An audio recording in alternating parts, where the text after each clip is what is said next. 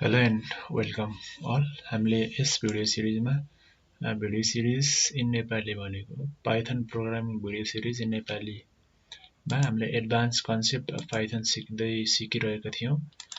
त्यसमा हामीले number 1 object oriented programming continue गरिरहेका छौं। आजको यस पार्टमा पार्ट 6 रहेको छ। 6 मा हाम्रो इनिट मेथड्स, यो इनिट मेथड्स भनेको के हो अनि अदर स्पेशल मेथड्सहरु के हो भनेर हल्का इन्ट्रोडक्सन लिन जाँदैछौं। अब यो सम क्लास मेथड्स ह्याभ, अब यो इनिट भनेको some class methods have names स्टार्टिङमा अनि इन्डिङमा विथ डबल अन्डरस्कोरले सुरु भएर स्पेशल बनाएको हुन्छ। अनि this methods or functions are called special methods. त्यस्तोलाई स्पेशल मेथड्स भनिन्छ। जस्तै double underscore init double underscore अनि यो प्यारेन्थेसिस भयो।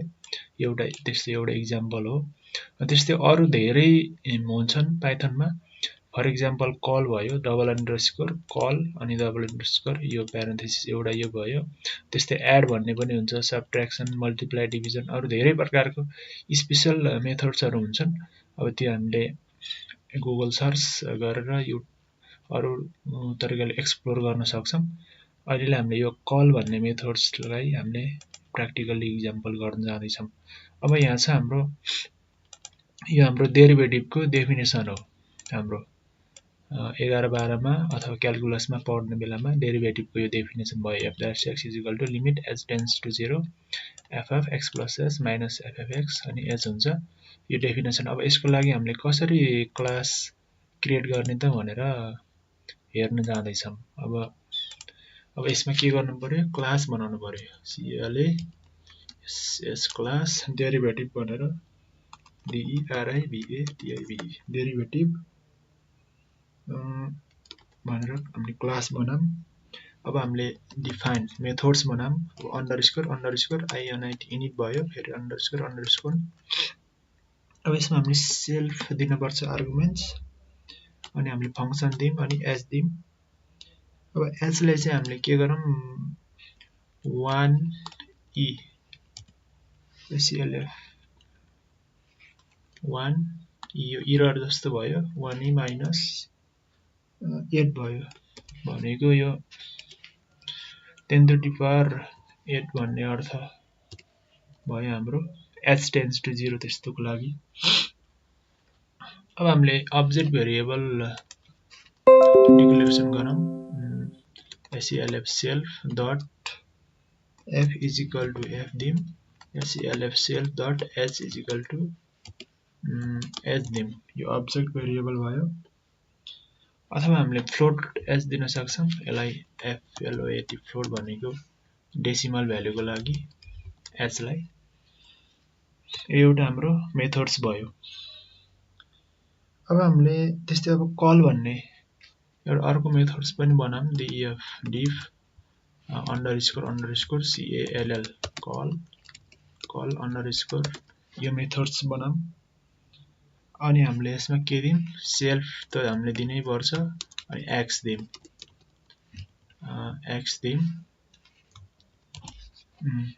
अनि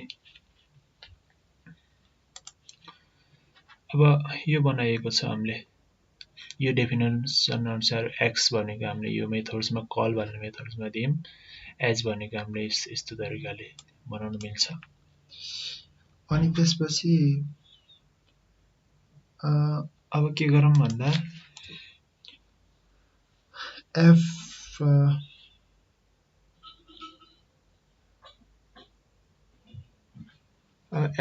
f कमा h भन्ने भेरिएबल बनाऊँ। त्यसमा self self.f कमा self.h भनेर यस्तो तरिकाले भयो।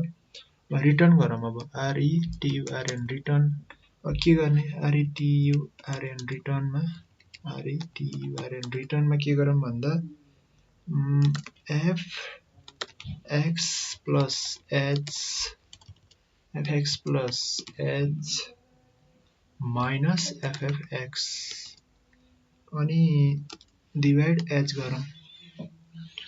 यो हाम्रो यो माथि डेफिनेसन अनुसार यो वालालाई हामीले यसरी रिटर्न गरियो।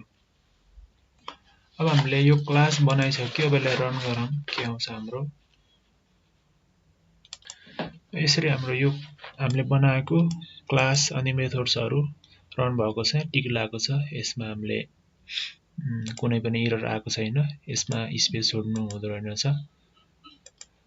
अनि अब हामीले यसलाई रन गरेपछि अब यो फङ्सनलाई त कल गर्नु पर्यो, फङ्सन कल भन्छ।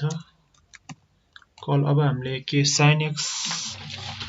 साइनको लागि न्युमेरिकल डेरिभेटिभ फाइन्ड गरौँ भनेको फ्रम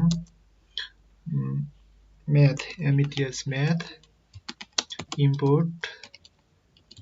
इम्पोर्ट साइन कस अनि पाई भन्ने, अब यो म्याथ भन्ने मोडुलबाट एफआरएम फ्रम हुन्छ। अब यो म्याथ भन्ने क्लासबाट हामीले के इम्पोर्ट गरियो, साइन कस र पाई इम्पोर्ट गरियो। अब हामीले के गरौँ भन्दा अब्जेक्ट बनाउनु पर्छ। डिएफ भन्ने अब्जेक्ट डिइआरआइभिए डेरिभेटिभ हामीले माथि बनाएको क्लासको यो अब्जेक्ट बनाइयो। त्यसपछि हामीले अब के दिउँ त यसमा, साइनको डेरिभेटिभ, त्यसपछि 0.00 भन्ने इरर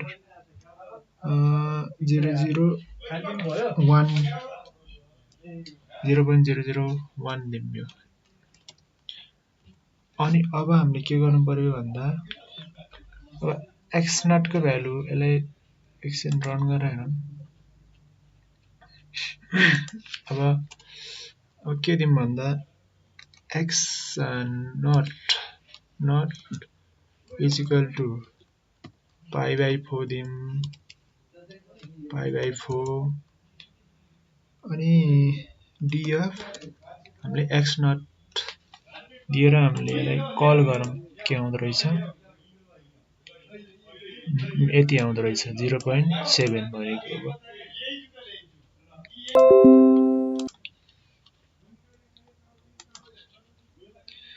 यसरी हाम्रो न्युमेरिकल डेरिभेटिभ चाहिँ के आएको छ, साइनको डेरिभेटिभको भ्यालु पाई/4 मा साइन एक्सको डेरिभेटिभ पाई/4 भन्ने उसमा हाम्रो कति आएको छ, यति भ्यालु दिएको छ। अब यो कसरी गरायौँ, हामीले डेफिनेसन, यसमा हामीले डेफिनेसन युज गर्यौँ।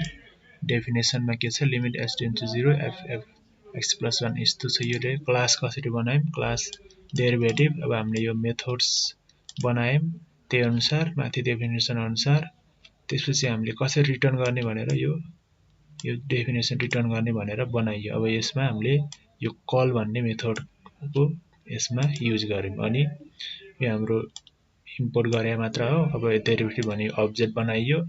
अब्जेक्टमा हामीले के गर्नु छ, साइन एक्सको डेरिभेटिभ, यो एचको भ्यालु 0.001 हुँदा साइन एक्सको भ्यालु, अब एक्समा चाहिँ के आउनु पर्यो, पाई/4 हुँदा त्यसको भ्यालु चाहिँ कति आउँदो रहेछ, यति आउँदो रहेछ भनेर यसरी हामीले मेथड्सको युजहरू गर्न सक्छौँ।